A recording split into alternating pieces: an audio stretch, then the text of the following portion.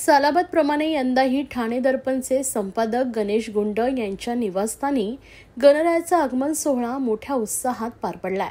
पर्यावरणपूरक अशा काल्पनिक मंदिरात गणराज विराजमान झालेत। या गणरायाच्या पाठोपाठ काल गौरीचं आगमन मोठ्या उत्साहात व भक्तिमय वातावरणात करण्यात आले।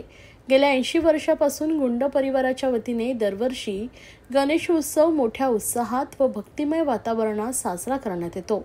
नवसाला पावणाऱ्या गणपती अशी ख्याती असलेल्या या गणरायाच्या दर्शनासाठी परिसरातील नागरिक, मित्रमंडळी आदी आवर्जून उपस्थित राहून गणरायाचं दर्शन घेत आहेत। तर गौराई पूजेचं महत्त्व मोठे असून आपल्या पतीच्या दीर्घायुष्यासाठी व कुटुंबाच्या सुखसमृद्धीसाठी सुहासिनी महिला आवर्जून गौराईचं पूजन करतात। यंदाही गुंड परिवाराच्या घरी विराजमान झालेल्या गौराईच्या पूजेसाठी सुहासिनी महिलांनी उपस्थिती लावत मनोभावे गौरीचं पूजन केलंय व गौरीसमोर मंगळागौरी, फुगड्या, झिम्मा व फेर धरून आनंद उत्सव साजरा केला।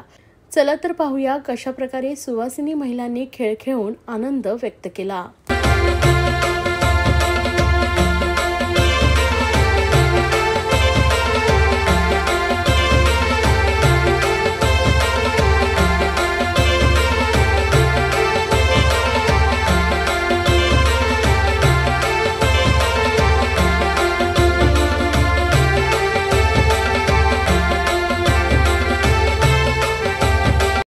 काही काय सांगाल?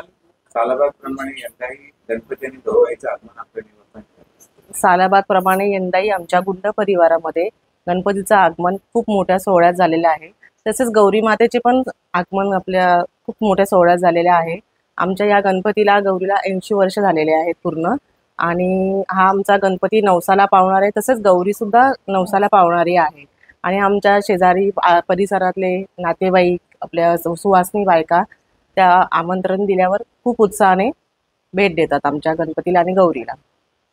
गेल्या वर्षापेक्षा यंदा काय वेगळं पण दाखवण्याचा प्रयत्न केला? गणपतीची मूर्ती ही आमची पहिली प्रथम म्हणजे शाडू मातीची आहे, आणि गौरी मातेची जी मूर्ती आहे त्याच्यावर सुद्धा गालावर खूप छान कळी पडत आहे। आणि वर्ष येणाऱ्या भाविकांमध्ये सुद्धा गर्दीची वाढ भरपूर प्रमाणात होत आहे। गौराईकडे काय मागणं? गणरायाकडे हे एकच मागणं आहे की सगळ्यांना सुखी ठेव, आनंदात ठेव आणि सगळ्यांचं आरोग्य, आयुष्य खूप चांगलं लाभो, हीच आमची गणपती चरणी प्रार्थना आणि गौरी चरणी प्रार्थना आहे।